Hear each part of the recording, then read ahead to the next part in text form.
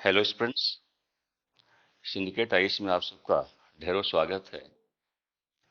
आज हम लोग एक बार फिर से इस बात का अध्ययन कर रहे हैं कि भारत में सतर्कता एजेंसियां जो सुरक्षा के संदर्भ में स्थापित की गई हैं, विशेषकर भ्रष्टाचार को लेकर, वित्तीय अनियमितताओं को लेकर, अन्य अपराधों को लेकर, वे एजेंसियां कौन कौन सी हैं और इस कड़ी में हम सर्वप्रथम सीवीसी को लेकर अध्ययन करने जा रहे हैं। सेंट्रल विजिलेंस कमीशन, जिसे आप केंद्रीय सतर्कता आयोग के रूप में जानते हैं। निश्चित रूप से जब हम केंद्रीय सतर्कता आयोग के बारे में अध्ययन करते हैं, यह भारत की शीर्षस्थ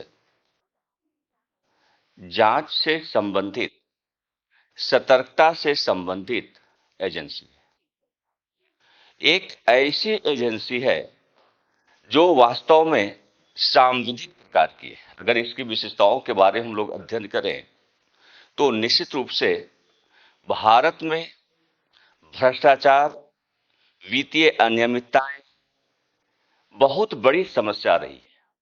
इन समस्याओं से निजात पाने के लिए सीवीसी जैसी एजेंसी का होना अत्यंत आवश्यक है। हम लोग समझने का प्रयास कर रहे हैं कि सतर्कता से हमारा मूल आशय क्या है और सतर्कता से संबंधित यह जो एजेंसी है, इस एजेंसी की विशेषताएं क्या है, इस एजेंसी की स्थापना किस रूप में हुई है, इस एजेंसी की सांविधिक स्थिति क्या है, इस एजेंसी की संरचना का भी अध्ययन करेंगे। साथ ही इसके कार्य प्रणाली का अध्ययन कर अब तक की गतिविधियों से परिचित होना आज की क्लास का मुख्य विषय है। यदि हम केंद्रीय सतर्कता आयोग की विशेषताओं का अवलोकन करें तो निश्चित रूप से यह एक ऐसी सतर्कता एजेंसी है जो भारत के शीर्ष स्तर पर स्थापित, बल्कि अन्य जितनी भी एजेंसियां हैं इस संदर्भ में, उन सभी एजेंसियों में शीर्षस्थ स्थान, टॉप मोस्ट स्थान अगर किसी एजेंसी को प्राप्त है तो वह केंद्रीय सतर्कता एजेंसी के रूप में, राष्ट्रीय जांच एजेंसी के रूप में केंद्रीय सतर्कता आयोग स्थापित है। यह केंद्रीय सतर्कता आयोग एक सांविधिक और परामर्शदात्री एजेंसी के रूप में स्थापित संगठन है। यहां पर सांविधिक को थोड़ा समझने का आप लोग प्रयास कीजिए। जब हम किसी एजेंसी, किसी संस्था को सांविधिक कहते हैं तो इसका आशय एक ऐसी एजेंसी की हम चर्चा कर रहे होते हैं जो संविधान के प्रावधानों में समाहित तो नहीं है, परंतु इस प्रकार की एजेंसी, इस प्रकार के इंस्टीट्यूट, इस प्रकार के संस्थान की स्थापना संसदीय अधिनियम के आधार पर की गई हो। और इसी आधार पर यदि आप केंद्रीय सतर्कता आयोग सीवीसी के बारे में अध्ययन करते हैं तो निश्चित रूप से इसकी विशेषताओं में यह समाहित है कि यह सतर्कता एजेंसी सांविधिक प्रकार की एजेंसी है और इस एजेंसी की स्थापना संसदीय अधिनियम के आधार पर की गई है। इसके अतिरिक्त इसकी विशेषता है कि यह एजेंसी परामर्श देने से जुड़ी हुई है। यह एडवाइजरी इंस्टीट्यूट के रूप में, एडवाइजरी एजेंसी के रूप में अपने दायित्वों का पालन कर, अर्थात केंद्रीय सतर्कता आयोग एक ऐसी एजेंसी है जो सतर्कता के संदर्भ में भारत सरकार को परामर्श प्रदान करती है। साथ ही इस एजेंसी की विशेषताओं के बारे में हम देखें तो यह एजेंसी एक स्वतंत्र और स्वायत्त निकाय के रूप में स्थापित है। स्वतंत्र भी है, यानी किसी भी मंत्रालय या विभाग का दबाव इसके ऊपर नहीं होता और इसके अतिरिक्त स्वायत्त ऑटोनोमस स्थिति से प्रदान की गई है। स्वयं के निर्णय के आधार पर यह अपने कार्यों का संचालन करने में सक्षम है। तो स्वतंत्र एजेंसी है, स्वायत्त एजेंसी है और इसका उत्तरदायित्व केवल और केवल संसद के प्रति है। जो केंद्रीय सतर्कता आयोग है, भारत के एक ऐसे एजेंसी के रूप में अपनी भूमिका का निर्वहन करने से संबंधित है जिसका दायित्व केवल और केवल भारत की संसद के प्रति है। यानी यह जो एजेंसी है न तो किसी मंत्रालय के अधीन स्थापित है, किसी मंत्रालय के प्रति इसकी जवाबदेहिता बनती है, न ही किसी विभाग में इसे अंतर्निहित किया गया है और न ही इसका दायित्व किसी विभाग के प्रति है। पूर्ण रूप से ऑटोनोमस स्टेटस इस एजेंसी को प्रदान किया गया है। और अगर आप इसके मुख्य दायित्व की बात करें तो निश्चित रूप से केंद्र के स्तर पर जो सतर्कता से संबंधित गतिविधियां हैं उनकी निगरानी करना, उनकी मॉनिटरिंग करना इस एजेंसी का मुख्य ध्येय है। यह एजेंसी केंद्रीय स्तर पर निगरानी गतिविधियों के लिए उत्तरदायी होती है।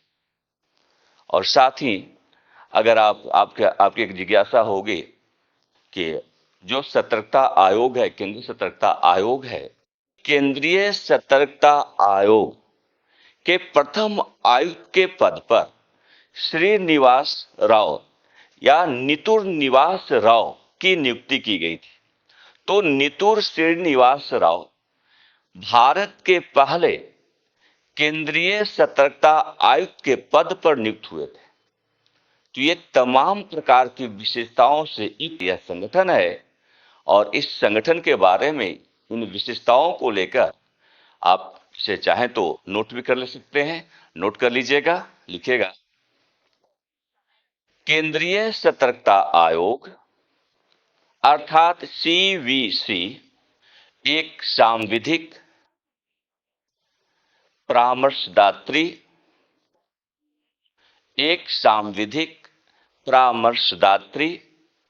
एवं शीर्षस्थ सतर्कता निकाय है।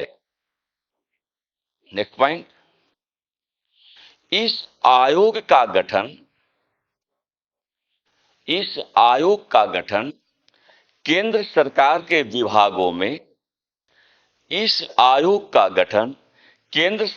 विभागों में प्रशासनिक भ्रष्टाचार की जांच के उद्देश्य से किया गया था। नेक्स्ट पॉइंट, यह आयोग किसी भी कार्यकारी प्राधिकारी के नियंत्रण से मुक्त है। यह आयोग किसी भी कार्यकारी प्राधिकारी के नियंत्रण से मुक्त है तथा यह केंद्र सरकार के स्तर पर सभी विभागों में सतर्कता संबंधी गतिविधियों की निगरानी करता है। सभी विभागों में सतर्कता संबंधी गतिविधियों की निगरानी करता है। यह आयोग केंद्रीय सतर्कता संगठनों में विभिन्न प्राधिकारियों को उनके सतर्कता कार्यों की योजना बनाने, उनके सतर्कता कार्यक्रमों की योजना बनाने, निष्पादन करने, समीक्षा करने एवं सुधार करने के मामले में सलाह प्रदान करता है। थोड़ा सा हम लोग समझने का प्रयास करेंगे कि सतर्कता का मूल अर्थ क्या है। असल में कोई भी विभाग है, कोई भी मंत्रालय है, कोई भी कार्यालय है, उसे अपनी पूर्ण क्षमता और पूर्ण दक्षता के साथ कार्यशील होना चाहिए। हर विभाग को चाहिए कि वह अपनी पूरी की पूरी क्षमता और पूरी की पूरी दक्षता का प्रयोग कार्यों को संपन्न करने के संदर्भ में करे, और ऐसा तभी संभव होगा जब सतर्कता युक्त प्रयास किए जाएंगे। हम दक्षता एवं प्रभावशीलता की प्राप्ति के लिए स्वच्छ तथा त्वरित प्रशासनिक कार्रवाई की अपेक्षा रखते हैं, और इसे ही सतर्कता कहा जाता है।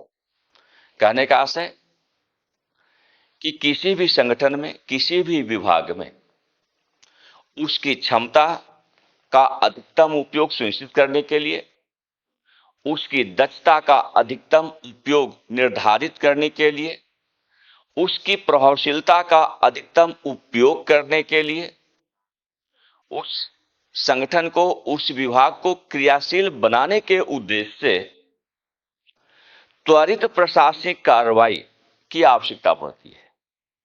और इसी त्वरित प्रशासनिक कार्रवाई को हम इसे सतर्कता के रूप में पहचानते हैं।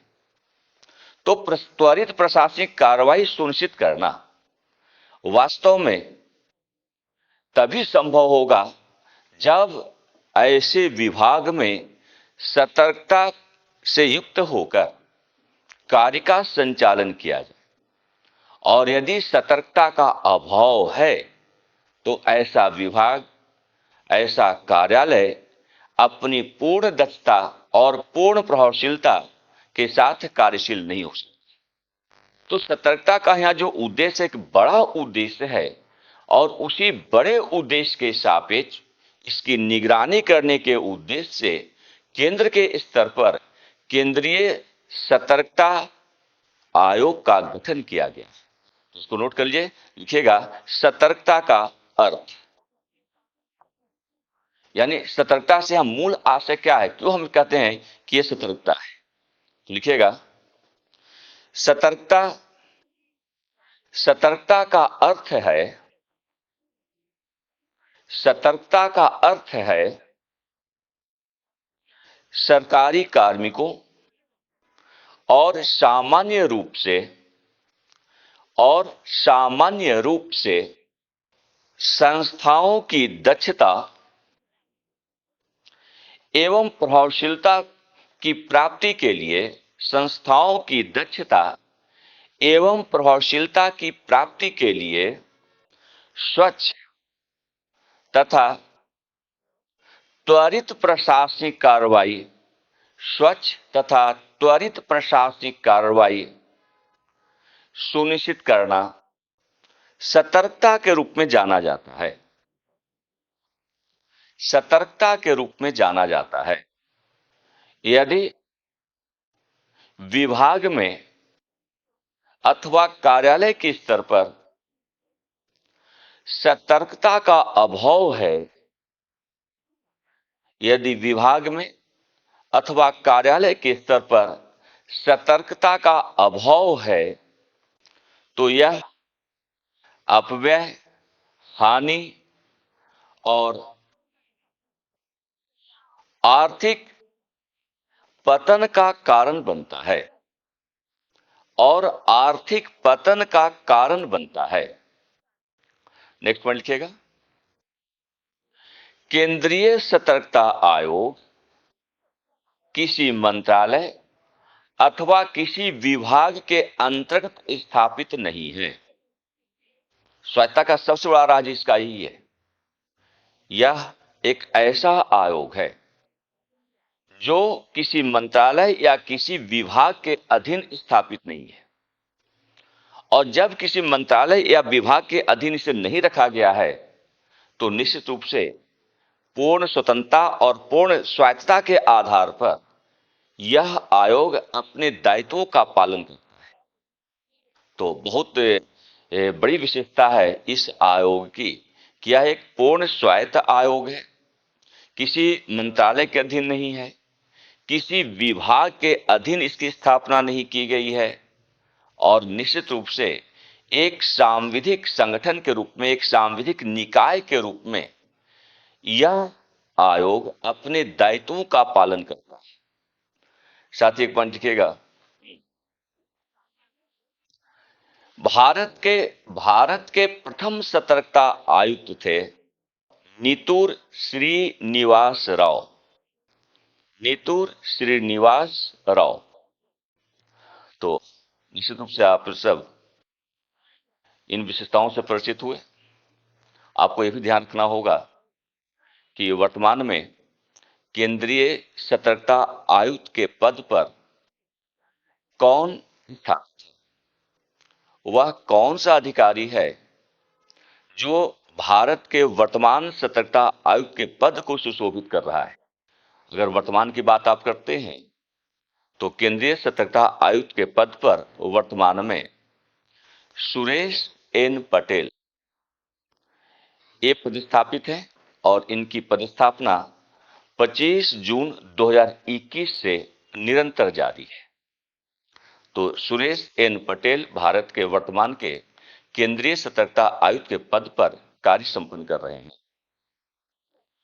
अब हम समझने का प्रयास करेंगे कि जो केंद्रीय सतर्कता आयोग है, इस आयोग की स्थापना किस रूप में हुई है, स्थापना से संबंधित जो महत्वपूर्ण तथ्य रहे, महत्वपूर्ण विषय रहे हैं, इन सब का अवलोकन आप सबके लिए अनिवार्य है।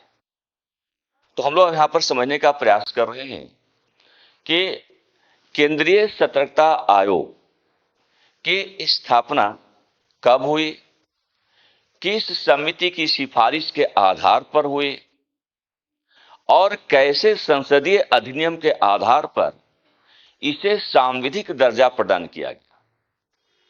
ये तमाम बातें जो है समझने की आवश्यकता है। और इस संदर्भ में अगर आप देखें तो भारत का जो केंद्रीय सतर्कता आयोग है, क्योंकि भ्रष्टाचार की समस्या भारत में लंबे समय से विद्यमान रही है, आज भी है। ऐसा नहीं है कि केंद्रीय सतर्कता आयोग का आपने गठन कर दिया तो भ्रष्टाचार मिट गया, लेकिन भ्रष्टाचार पर लगाम लगाने, उस पर निगरानी करने, सतर्कता युक्त प्रयास करने के लिए संगठन का होना आवश्यक है। और इस संदर्भ में के संथानम समिति की जो रिपोर्ट है वह अत्यंत महत्वपूर्ण है। के संथानम समिति जो कि भ्रष्टाचार से रिपोर्ट देने से संबंधित प्रकार की समिति रही है, के संथानम समिति की रिपोर्ट के आधार पर केंद्रीय सतर्कता आयोग का गठन किया गया है।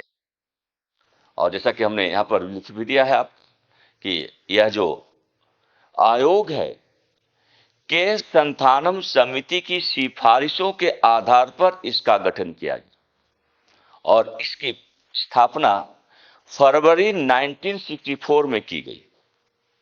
यानी पहली बार केंद्रीय सतर्कता आयोग का गठन, केंद्रीय सतर्कता आयोग की स्थापना फरवरी 1964 में की गई। ये कार्यालय के आदेश से हुआ था। उस समय तक इस आयोग को सांविधिक स्टेटस प्राप्त नहीं था, सांविधिक अधिकार इस आयोग के पास नहीं था। केवल कार्यपालिका के आदेश से इस आयोग का गठन फरवरी 1964 में हुआ था, केंद्र सरकार के स्तर पर हुआ था। लेकिन इसे अधिक स्वायत्तता प्रदान करने के उद्देश्य से, अधिक अधिकार संपन्न करने के उद्देश्य से राष्ट्रपति द्वारा एक अध्यादेश जारी किया गया 23 अगस्त 1998। 23 अगस्त 1998 को राष्ट्रपति द्वारा जारी आदेश के आधार पर केंद्रीय सतर्कता आयोग को सांविधिक दर्जा प्रदान कर दिया गया। क्योंकि राष्ट्रपति का अध्यादेश और अध्यादेश के आधार पर अगर इसकी स्थापना हो रही है तो चूंकि राष्ट्रपति संसद का ही अभिन्न है और राष्ट्रपति उस समय कोई अध्यादेश जारी करता है जब संसद का सत्र नहीं चल रहा हो, अनुच्छेद 123 का प्रयोग करते हुए राष्ट्रपति ने अध्यादेश के माध्यम से 1998 में 23 अगस्त 1998 को एक अध्यादेश को जारी करते हुए केंद्रीय सतर्कता आयोग का गठन किया और यही कारण है कि इसी अध्यादेश के आधार पर गठित होने वाला संगठन केंद्रीय सतर्कता आयोग सांविधिक दर्जे को प्राप्त कर लेता है। लेकिन वास्तव में सांविधिक दर्जा तब प्राप्त होता है जब संसद द्वारा इस संदर्भ में अधिनियम को निर्धारित कर दिया जाए और यही कारण है कि भारत की संसद के द्वारा 2003 में केंद्रीय सतर्कता अधिनियम 2003 को अधिनियमित किया गया और इसके आधार पर मूल रूप से केंद्रीय सतर्कता आयोग को सांविधिक दर्जा प्राप्त हुआ है। यही कारण है कि वर्तमान में जो केंद्रीय सतर्कता आयोग है एक सांविधिक निकाय के रूप में, एक स्टैट्यूटरी बॉडी के रूप में कार्य करती है। तो इसे मान्यता कब प्राप्त हुई? जब भारत की संसद के द्वारा केंद्रीय सतर्कता अधिनियम 2003 को अधिनियमित किया गया। उसी अधिनियम के आधार पर केंद्रीय सतर्कता आयोग को सांविधिक निकाय के रूप में मान्यता प्राप्त हुई है। इसे नोट कीजिएगा, लिखिएगा, केंद्रीय सतर्कता आयोग की स्थापना केंद्रीय सतर्कता आयोग की स्थापना के संथानम समिति की सिफारिशों के आधार पर फरवरी 1964 में की गई थी। फरवरी 1964 में की गई थी। फरवरी 1964 में की गई थी। नेक्स्ट पॉइंट, आयोग का गठन केंद्रीय कार्यपालिका के आदेश के आधार पर किया गया था। केंद्रीय कार्यपालिका के संकल्प के आधार पर गठित होने के कारण प्रारंभ में यह आयोग सांविधिक दर्जा प्राप्त नहीं कर सका था। प्रारंभ में यह आयोग सांविधिक दर्जे के आधार पर स्थापित नहीं था। नेक्स्ट पॉइंट, 23 अगस्त 1998 को राष्ट्रपति द्वारा जारी अध्यादेश के आधार पर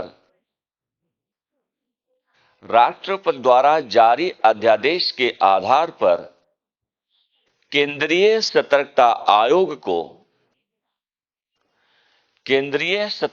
आयोग को सांविधिक दर्जा स्टैट्यूटरी स्टेटस सांविधिक दर्जा प्रदान कर दिया गया। सांविधिक दर्जा प्रदान कर दिया गया। नेक्स्ट पॉइंट, संसद द्वारा 2003 में केंद्रीय सतर्कता अधिनियम 2003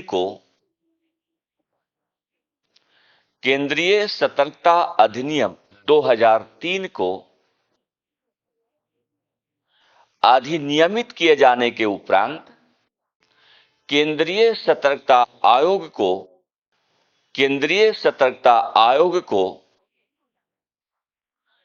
मूल स्वरूप में सांविधिक निकाय की मान्यता प्रदान की गई। मूल स्वरूप में सांविधिक निकाय की मान्यता प्रदान की गई। इस अधिनियम को 11 सितंबर 2003 को राष्ट्रपति द्वारा स्वीकृति प्रदान की गई थी। 11 सितंबर 2003 को राष्ट्रपति के द्वारा स्वीकृति प्रदान की गई थी। तो वर्तमान में यह जो आयोग है वह सांविधिक आयोग के रूप में स्थापित है। ऐसा मैं इसलिए कह रहा हूं क्योंकि इस आयोग की स्थापना संसदीय अधिनियम के आधार पर हुई है। इसके लिए बाकायदा अधिनियम का प्रयोग किया गया और अधिनियम के आधार पर संगठन की स्थापना अगर होती है तभी हम उसे सांविधिक दर्जा प्रदान कर सकते हैं। अब हम लोग समझने का प्रयास करेंगे कि केंद्रीय सतर्कता आयोग की संरचना कैसी है। यह आयोग किस प्रकार की संरचना को धारित करता है। आयोग का स्ट्रक्चर अगर आप देखें तो आयोग के शीर्ष पदाधिकारी के रूप में एक केंद्रीय सतर्कता आयुक्त पद स्थापित होता है और उसके साथ ही दो अन्य सतर्कता आयुक्त के पद भी सृजित किए गए। कहने का अर्थ है कि केंद्रीय सतर्कता आयोग का सर्व प्रमुख अधिकारी, सबसे बड़ा अधिकारी, सर्वोच्च अधिकारी केंद्रीय सतर्कता आयुक्त सीवीसी होता है और साथ ही दो अन्य सतर्कता आयुक्त भी इस आयोग में नियुक्त किए जाते हैं। यानी कुल मिलाकर आप कह सकते हैं कि केंद्रीय सतर्कता आयोग एक त्रिसदस्यीय सांविधिक निकाय है जिसके शीर्ष पर एक मुख्यायुक्त और दो अन्य आयुक्त नियुक्त किए जाते हैं। तो ये त्रिसदस्यीय आयोग है। 3 सदस्य आयोग के शीर्ष पर पदस्थापित होते हैं। इसके साथ ही एक सचिव का पद भी निर्धारित किया गया है। 5 निदेशक होते हैं और 150 से अधिक अधिकारियों के पद भी इसमें सृजित किए गए हैं। तो केंद्रीय सतर्कता आयोग भी एक बड़ा संगठन है और निश्चित रूप से इसकी संरचना कुछ इस रूप में स्पष्ट होती है। तो नोट कर लीजिए, लिखिएगा गठन या संरचना। केंद्रीय सतर्कता आयोग, केंद्रीय सतर्कता आयोग एक बहुसदस्यीय आयोग है। एक बहुसदस्यीय आयोग है जिसमें एक मुख्य आयुक्त के रूप में केंद्रीय सतर्कता आयुक्त सीवीसी और दो अन्य आयुक्त नियुक्त किए जाते हैं। दो अन्य आयुक्त नियुक्त किए जाते हैं। नेक्स्ट पॉइंट, केंद्रीय सतर्कता आयुक्त तथा अन्य सतर्कता आयुक्तों के वेतन एवं भत्ते, अन्य सतर्कता आयुक्तों के वेतन एवं भत्ते लोक सेवा आयोग के अध्यक्ष और सदस्यों के समान होते हैं। लोक सेवा आयोग के अध्यक्ष एवं सदस्यों के समान होते हैं।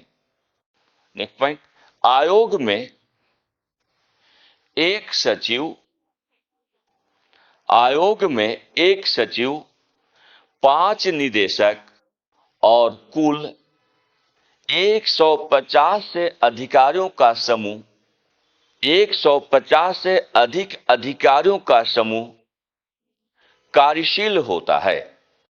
और हम लोग समझने का प्रयास करेंगे कि केंद्रीय सतर्कता आयुक्त के पद पर नियुक्ति की प्रक्रिया क्या होती है।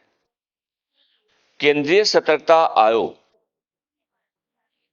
के मुख्य पदाधिकारी के रूप में जिस केंद्रीय सतर्कता आयुक्त की नियुक्ति की जाती है उस नियुक्ति की प्रक्रिया को जानना आवश्यक है। और इस प्रकार की नियुक्ति के लिए एक चयन समिति का गठन किया जाता है। केंद्र, यहां पर देखिए चयन समिति आपको दिख रही होगी। इस चयन समिति की जो सिफारिश होती है उसी सिफारिश के आधार पर ऐसी नियुक्ति राष्ट्रपति के द्वारा की जाती है।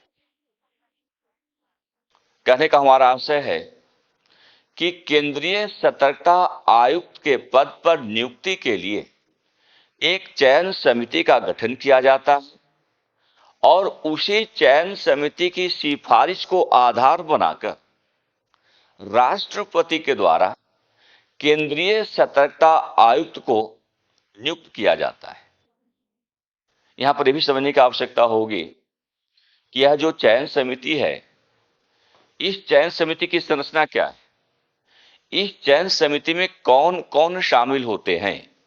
तो इस चयन समिति में अध्यक्ष के रूप में प्रधानमंत्री स्वयं उपस्थित होता है और इसके अतिरिक्त भारत सरकार का गृह मंत्री, जो केंद्रीय गृह मंत्री हैं, वो सदस्य के रूप में, और लोकसभा में विपक्ष का नेता, और यदि कोई विपक्ष का नेता, जो इस समय कंडीशन चल रहा है, और यदि कोई विपक्ष का नेता नहीं है उपलब्ध, तो ऐसी स्थिति में लोकसभा में सबसे बड़े एकल दल के नेता को सदस्य के रूप में इस समिति में स्थान प्राप्त होता है। इसको फिर समझिए। केंद्रीय सतर्कता आयुक्त की नियुक्ति चयन समिति की सिफारिश के आधार पर राष्ट्रपति के द्वारा की जाती है। इस चयन समिति में अध्यक्ष के रूप में प्रधानमंत्री और 2 अन्य सदस्य, जिसमें एक सदस्य केंद्रीय गृह मंत्री होते हैं और दूसरे सदस्य के रूप में लोकसभा में विपक्ष का नेता, और यदि विपक्ष का नेता उपलब्ध नहीं है तो लोकसभा में एकल सबसे बड़े दल के नेता को स्थान प्राप्त होता है। और यही चयन समिति जो सिफारिश करती है, उसकी सिफारिश के आधार पर राष्ट्रपति के द्वारा केंद्रीय सतर्कता आयुक्त को नियुक्त किया जाता है। तो बहुत ही सरल प्रक्रिया है और चयन समिति को आप लोग को ध्यान रखना चाहिए। चयन समिति की सिफारिश अत्यंत महत्वपूर्ण होती है। उसी सिफारिश को आधार बनाया जाता है नियुक्ति को लेकर। नोट कर लीजिए, लिखिएगा नियुक्ति। केंद्रीय सतर्कता आयुक्त की नियुक्ति चयन समिति की सिफारिश के आधार पर केंद्रीय सतर्कता आयुक्त की नियुक्ति चयन समिति की सिफारिश के आधार पर राष्ट्रपति के द्वारा की जाती है। नेक्स्ट पॉइंट, इस चयन समिति में अध्यक्ष के रूप में भारत का प्रधानमंत्री और 2 सदस्यों के रूप में केंद्रीय गृह मंत्री तथा लोकसभा में विपक्ष का नेता, और यदि वह उपलब्ध नहीं हो तो लोकसभा में एकल सबसे बड़े दल के नेता सम्मिलित होते हैं। एकल सबसे बड़े दल का नेता सम्मिलित होते हैं। यह जो चयन समिति है, 3 सदस्यीय प्रकार की चयन समिति है। एक अध्यक्ष, प्रधानमंत्री और 2 सदस्य। इन्हीं 3 सदस्यों के सिफारिश के आधार पर राष्ट्रपति के द्वारा केंद्रीय सतर्कता आयुक्त के पद पर नियुक्ति की प्रक्रिया को पूरी की जाती है। हम लोग समझने का प्रयास करेंगे कि इनका कार्यकाल क्या होता है। जो केंद्रीय सतर्कता आयुक्त हैं और जो अन्य सतर्कता आयुक्त हैं, उन सबका कार्यकाल कितने वर्षों का होता है, उनका टेन्योर की क्या स्थिति होती है। तो कार्यकाल के बारे में यदि अवलोकन किया जाए, केंद्रीय सतर्कता आयुक्त और अन्य सतर्कता आयुक्तों का जो कार्यकाल है, वह पदभार, उनके द्वारा पदभार ग्रहण करने की तिथि से 4 वर्ष अथवा 65 वर्ष की आयु तक निर्धारित है। यानी जो मुख्य आयुक्त है, जिसको कि आप केंद्रीय सतर्कता आयुक्त कहते हैं, केंद्रीय सतर्कता आयुक्त और जो अन्य सतर्कता आयुक्त हैं, उन सब का कार्यकाल एक समान रूप से 4 वर्षीय प्रकार का है। 4 वर्ष का इनका कार्यकाल है, लेकिन यह 4 वर्ष तब संभव होगा जब उनकी आयु 65 वर्ष से कम हो। या तो 4 वर्ष का उनका कंप्लीट टेन्योर पूरा हो पहले, या 65 वर्ष की आयु पहले पूरी हो जाए। दोनों में से जो पहले पूरा होगा उसके आधार पर इनका कार्यकाल फिक्स होता है। सपोज दैट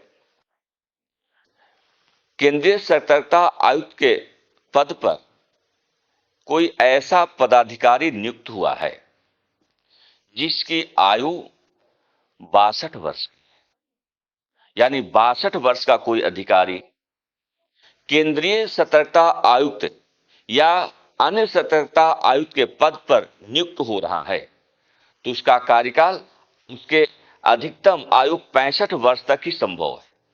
यहां पर उसका 4 वर्ष का कार्यकाल पूरा नहीं होगा, यहां पर उसका कार्यकाल केवल और केवल 65 वर्ष, यानी 62 वर्ष नियुक्ति के समय आयु है, तो रिटायरमेंट के समय उसका कार्यकाल केवल और केवल 3 वर्ष ही पूरा हुआ होगा। तो वहां इस केस में उसका जो कार्यकाल है वो 3 वर्ष पर समाप्त हो जाएगा। लेकिन कोई ऐसा पदाधिकारी जो 60 वर्ष उसकी आयु है और उस दौरान सतर्कता आयुक्त के पद पर नियुक्त हो रहा है, तो ऐसे में वह अपना 4 वर्षीय पूर्ण कार्यकाल का उपभोग करेगा। 4 वर्ष तक वह अपने पद को धारण किए रखेगा। जो कंप्लीट उनका टेन्योर है, 4 वर्षीय प्रकार का जो उनका टेन्योर है वो कंप्लीट होगा, क्योंकि 65 वर्ष से पहले उनका जो 4 वर्ष का टेन्योर है वो पूरा होता है। तो यहां पर दो में से जो पहले हो जाए उसके आधार पर इनके कार्यकाल को, इनके टेन्योर को आप समझ सकते हैं। नोट कर लीजिए, लिखेगा कार्यकाल टेन्योर।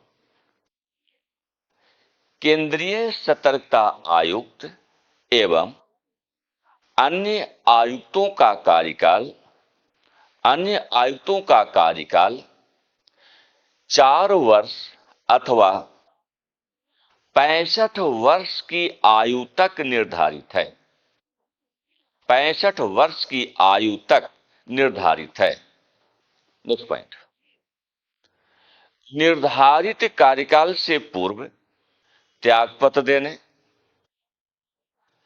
अथवा मृत्यु होने के कारण असमय पद रिक्त हो सकता है। निर्धारित कार्यकाल से पूर्व मृत्यु होने अथवा, फिर से लिखिएगा इसको, निर्धारित कार्यकाल से पूर्व पद त्याग करने अथवा असमय मृत्यु होने के कारण पद रिक्ति हो सकती है। या फिर ऐसा भी हो सकता है कि कोई दुर्व्यवहार किया हो, तो दुर्व्यवहार के आधार पर इन्हें असमय पद विमुक्ति प्रदान की जा सकती है। राष्ट्रपति इन्हें असमय पद विमुक्त कर सकते हैं। इस बात को भी नोट कर लीजिएगा, लिखिएगा केंद्रीय सतर्कता आयुक्त एवं अन्य सतर्कता आयुक्तों को, केंद्रीय सतर्कता आयुक्त एवं अन्य सतर्कता आयुक्तों को दुर्व्यवहार अथवा अयोग्यता साबित होने पर, अयोग्यता साबित होने पर पदच्युत कर सकता है।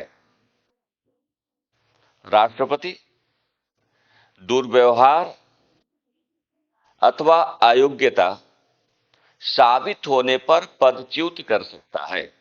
यह राष्ट्रपति के पास अधिकार है कि यदि इस बात को साबित कर दिया जाए कि आयुक्त ने, चाहे वो मुख्य आयुक्त हो चाहे अन्य आयुक्त हो, उन्होंने कदाचार किया है, दुर्व्यवहार किया है या गलत तरीके से उनकी नियुक्ति की गई है, अयोग्यता के आधार पर अगर उनकी नियुक्ति आदि हुई है, यह सत्यापित होने पर राष्ट्रपति असमय पद विमुक्ति प्रदान कर सकते हैं। केंद्रीय सतर्कता आयुक्त एवं अन्य सतर्कता आयुक्त, केंद्रीय सतर्कता आयुक्त एवं अन्य सतर्कता आयुक्त अपने कार्यकाल की समाप्ति के उपरांत, अपने कार्यकाल की समाप्ति के उपरांत सरकार के अधीन सरकार के अधीन किसी पद पर सरकार के अधीन किसी पद पर नियुक्त होने के लिए पात्र नहीं होंगे। नियुक्त होने के लिए पात्र नहीं होंगे। अब हम लोग समझने का प्रयास करें इनका वेतन भत्ते क्या होते हैं, इनकी सैलरी क्या होती है। और जब हम सैलरी की बात करते हैं, इनके वेतन भत्ते की बात करते हैं, तो जो केंद्रीय सतर्कता आयुक्त है, जो अन्य सतर्कता आयुक्त हैं, उनका वेतन एवं भत्ते संघ लोक सेवा आयोग के अध्यक्ष और उनके सदस्यों के समान होता है। यानी कहने का हमारा आशय है कि केंद्रीय सतर्कता आयुक्त को संघ लोक सेवा के अध्यक्ष के बराबर और अन्य आयुक्तों को संघ लोक सेवा आयोग के सदस्य के समान वेतन एवं भत्ते उपलब्ध होते हैं। तो इस बात को नोट कर लीजिएगा। केंद्रीय सतर्कता आयुक्त एवं अन्य सतर्कता आयुक्तों को केंद्रीय सतर्कता आयुक्त एवं अन्य सतर्कता आयुक्तों को क्रमशः संघ लोक सेवा आयोग के अध्यक्ष एवं सदस्यों के बराबर वेतन एवं भत्ते उपलब्ध होते हैं। क्रमशः संघ लोक सेवा आयोग के अध्यक्ष एवं सदस्यों के बराबर वेतन एवं भत्ते उपलब्ध होते हैं। और इस संदर्भ में आपको वर्तमान में इनकी क्या सैलरी है, यह जानने की आवश्यकता होती है। इस बात को याद रखने की जरूरत है कि वर्तमान में केंद्रीय सतर्कता आयुक्त को कितना वेतन उपलब्ध हो रहा है, जो अन्य सतर्कता आयुक्त हैं उनके लिए वर्तमान में वेतन की क्या स्थिति है। तो यहां पर देखिए, जो केंद्रीय सतर्कता आयुक्त हैं उनको 2,50,000 रुपये प्रतिमाह वेतन उपलब्ध किया जाता है, और जो अन्य सतर्कता आयुक्त हैं उनका वेतनमान 2,25,000 रुपये प्रतिमाह है। तो ये दो आंकड़े जो है आप लोगों को ध्यान रखना चाहिए। और उतना ही वेतन है जितना कि संघ लोक सेवा आयोग के अध्यक्ष और अन्य सदस्यों को उपलब्ध होते हैं, या उनके जो वेतन भत्ते निर्धारित किए गए हैं उसी प्रकार का समान वेतन भत्तों का निर्धारण केंद्रीय सतर्कता आयुक्त और अन्य सतर्कता आयुक्तों के संदर्भ में भी किया गया। अब इस संदर्भ में हम लोग अगर प्रशासनिक व्यवस्था के बारे में अध्ययन करें, केंद्रीय सतर्कता आयुक्त और अन्य सतर्कता आयुक्त से मिलकर जिस केंद्रीय सतर्कता आयोग का गठन किया गया है, यानी एक बहुसदस्यीय सतर्कता आयोग की प्रशासनिक स्थिति क्या है, इसका एडमिनिस्ट्रेशन किस रूप में होता है। तो यहां पर जैसा कि आप यहां महसूस भी कर रहे हो, देख भी रहे होंगे, जो केंद्रीय सतर्कता आयोग है उसके पास स्वयं का एक सचिवालय है। केंद्रीय सतर्कता आयोग के पास अपना खुद का एक सचिवालय है। मुख्य तकनीकी परीक्षक खंड, जिसको हम CTEO, और विभागीय जांच आयुक्त खंड, जिसे हम CDI कहते हैं, ये स्थापित है। यानी कहने का आशय है कि केंद्रीय सतर्कता आयोग की जो प्रशासनिक स्थिति है, इस आयोग के पास अपना स्वयं का सचिवालय है, और इसके साथ ही मुख्य तकनीकी परीक्षक खंड और विभागीय जांच आयुक्त खंड, ये दो खंड में संपूर्ण आयोग को निर्धारित किया गया। इसके अलावा क्योंकि अन्वेषण करना इसका मुख्य दायित्व है, इसलिए केंद्रीय सतर्कता आयोग के अन्वेषण कार्यों को संपन्न करने के उद्देश्य से CVC को दो बाहरी स्रोतों CBI और मुख्य सतर्कता अधिकारियों पर निर्भर रहना पड़ता है। तो यहां पर जो CVC है वो वास्तव में CBI और विशेषकर अगर आप देखें तो जो अन्य सतर्कता आयुक्त हैं उन पर अपनी प्रशासनिक व्यवस्था के संचालन के लिए निर्भर रहना होता है। इस बात को भी नोट कर लीजिए, लिखिएगा, नोट कीजिएगा। केंद्रीय सतर्कता आयोग के पास केंद्रीय सतर्कता आयोग के पास अपना स्वयं का सचिवालय स्थापित है। अपना स्वयं का सचिवालय स्थापित है। साथ ही यह आयोग मुख्य तकनीकी परीक्षक खंड यानी चीफ टेक्निकल एग्जामिन और विभागीय जांच आयुक्त खंड से युक्त है। नेक्स्ट पॉइंट, केंद्रीय सतर्कता आयोग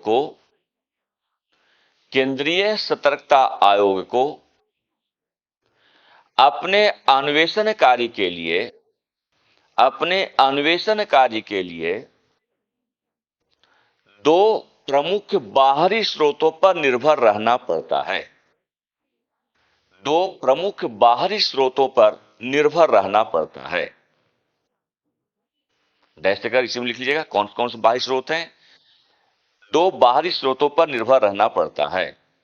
ये बाहरी स्रोत हैं सीबीआई और मुख्य सतर्कता अधिकारी सीवीओ, चीफ विजिलेंस ऑफिसर्स, मुख्य सतर्कता अधिकारियों पर निर्भर रहना पड़ता है। तो सीबीआई पर इनकी निर्भरता होती है और सीवीओ पर इनकी निर्भरता होती है। थोड़ा सा हम लोग समझने का प्रयास करेंगे कि जो केंद्रीय सतर्कता आयोग है, इस आयोग से संबंधित जो अन्वेषण संबंधी दायित्व हैं, जो इन्वेस्टिगेशन से संबंधित दायित्व हैं, उस दायित्व के संदर्भ में हमें यह जानना आवश्यक है कि यह आयोग एक ऐसा आयोग के रूप में स्थापित है जिसके पास अपना कोई अन्वेषण शाखा उपलब्ध नहीं है। कोई भी इन्वेस्टिगेशन से संबंधित ब्रांच की स्थापना सीबीसी के अंतर्गत नहीं की गई है, बल्कि इसके लिए यह आयोग बाहरी स्रोतों पर निर्भर करता है। जैसा कि अभी हमने कहा कि सीबीआई है या जो अन्य मुख्य सतर्कता अधिकारी हैं, सीवीओ हैं, उन पर यह आयोग निर्भर रहता है अन्वेषण संबंधी दायित्वों का निर्वहन करने के लिए। यानी जब भी इन्वेस्टिगेशन की आवश्यकता होती है तो सीबीसी क्या करता है, सीबीआई का सहारा ले लेता है। अन्वेषण से संबंधित अधिकारी हैं, सीवीओ हैं, उनके हेल्प के आधार पर अन्वेषण संबंधी दायित्वों का निर्वहन सीवीसी के द्वारा या केंद्रीय सतर्कता आयोग के द्वारा किया जाता है। तो नोट कर लीजिएगा, केंद्रीय सतर्कता आयोग के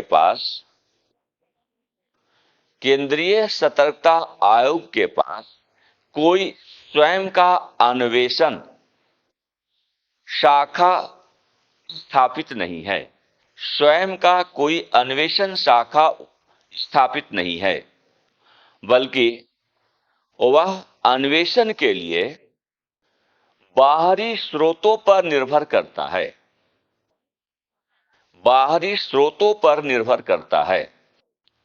नेक्स्ट पॉइंट, आयोग अपने अन्वेषण संबंधी दायित्वों की पूर्ति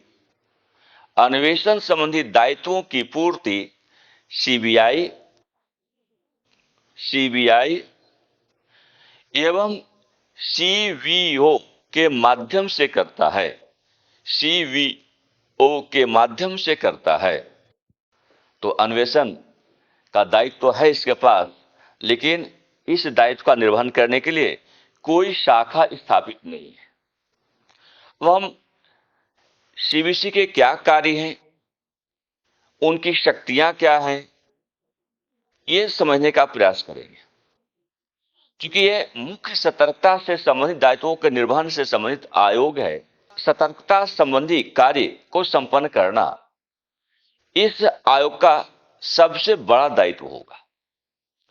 तो ये क्या है? देश की सर्वोच्च सतर्कता संस्थान है और भ्रष्टाचार के साथ साथ यदि कार्यालय का दुरुपयोग आदि संबंधी गतिविधियां हो रही है, उनसे संबंधित शिकायतों की सुनना, सतर्कता संबंधी कार्यों की मॉनिटरिंग करना, अन्वेषण संबंधी गतिविधियों को संचालित करना, ये कुछ दायित्व हैं जिनका परिपालन सीवीसी के द्वारा किया जाता है।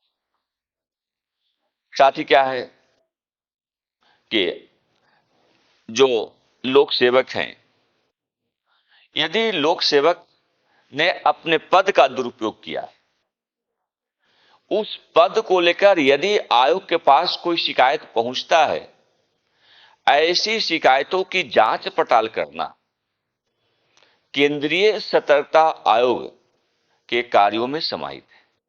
यह जो आयोग है, सीबीआई का निदेशक की नियुक्ति हो या जो प्रवर्तन निदेशालय में निदेशक की नियुक्ति की बारी हो, चयन समिति की अध्यक्षता इसी आयोग के द्वारा की जाती है। तो सीबीआई का निदेशक को नियुक्त किया जाना हो, इन्फोर्समेंट डायरेक्टरेट में उसका जो डायरेक्टर है उसकी नियुक्ति किया जाना हो, तो उसके लिए चयन समिति की अध्यक्षता सीवीसी के द्वारा ही की जाती है। तो इन बातों को नोट कर लीजिए, लिखिएगा। कार्य एवं शक्तियां, तो कौन कौन से कार्य और शक्तियां हैं? केंद्रीय सतर्कता आयोग, पॉइंट वाइज नोट कीजिएगा। केंद्रीय सतर्कता आयोग देश की सर्वोच्च सतर्कता संस्था है। देश की सर्वोच्च सतर्कता संस्था है। नेक्स्ट पॉइंट, यह आयोग भ्रष्टाचार या कार्यालय दुरुपयोग के भ्रष्टाचार या कार्यालय दुरुपयोग से संबंधित शिकायतें सुनता है। कार्यालय दुरुपयोग से संबंधित शिकायतें सुनता है तथा इस दिशा में समुचित कार्रवाई की अनुशंसा करता है। समुचित कार्रवाई की अनुशंसा करता है। नेक्स्ट पॉइंट, आयोग को कार्यपालिका के प्राधिकार से मुक्त रखते हुए एक स्वतंत्र निकाय बनाया गया है। एक स्वतंत्र निकाय बनाया गया है। नेक्स्ट पॉइंट, देश के अधीन सभी सतर्कता क्रियाकलापों की मॉनिटरिंग करना, सभी सतर्कता क्रियाकलापों की मॉनिटरिंग करना, लोक सेवकों के विरुद्ध पद के दुरुपयोग संबंधी शिकायतों को सुनना और इनकी जांच करना आयोग का मुख्य कर्तव्य है। आयोग का मुख्य कर्तव्य है। नेक्स्ट पॉइंट, केंद्रीय अन्वेषण ब्यूरो, जिसको आप सीबीआई कहती हैं, केंद्रीय अन्वेषण ब्यूरो एवं प्रवर्तन निदेशालय के अंतर्गत निदेशकों की नियुक्ति के लिए गठित की जाने वाली चयन समिति की अध्यक्षता केंद्रीय सतर्कता आयोग के द्वारा की जाती है। सीवीसी के द्वारा की जाती है। यहां पर आप लोग को यह भी समझना जरूरी है कि वे कौन से संस्थान हैं, वे कौन से निकाय हैं जिनकी शिकायतें केंद्रीय सतर्कता आयोग के स्तर पर जा सकती है। वे कौन से संस्थान हैं, वे कौन सी ऐसी संस्थाएं हैं, वे कौन से ऐसे निकाय हैं, या वे कौन ऐसे व्यक्ति हैं जो सीबीसी से शिकायत दर्ज कर सकते हैं। तो यहां पर देखिए, केंद्र सरकार, ये अधिकार केंद्र सरकार के पास है, लोकपाल के पास है, और कोई भी सूचना प्रदान करने से संबंधित संस्थान है, एजेंसी है, कोई व्यक्ति है, कोई मुखबिर है, कोई सचेतक है, इन सब के पास ये अधिकार है कि वे सीबीसी में शिकायत दर्ज कर सकते हैं। तो निश्चित रूप से सीबीसी एक ऐसे संस्था के रूप में स्थापित है जिसका मुख्य दायित्व सतर्कता को लेकर है।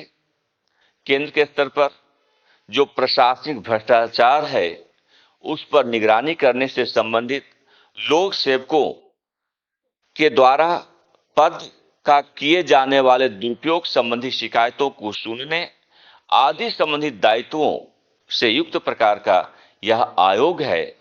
और इस आयोग में शिकायत प्राप्त करते हुए भ्रष्टाचार और विशेषकर जो लोक सेवकों की शिकायतें हैं, इन सब से निजात प्राप्त की जा सकती है। तो बहुत बहुत धन्यवाद आप लोगों का। और इसी प्रकार हम लोग भारत में सतर्कता से संबंधित जो खुफिया एजेंसियां हैं उनसे संबंधित, जांच संबंधित एजेंसियां हैं, आसूचना से संबंधित एजेंसियां हैं, उन सब के बारे में चर्चा कर रहे हैं। तो क्रमशः हम लोग इस चर्चा को आगे भी जारी रखेंगे। बहुत बहुत धन्यवाद आप लोगों को।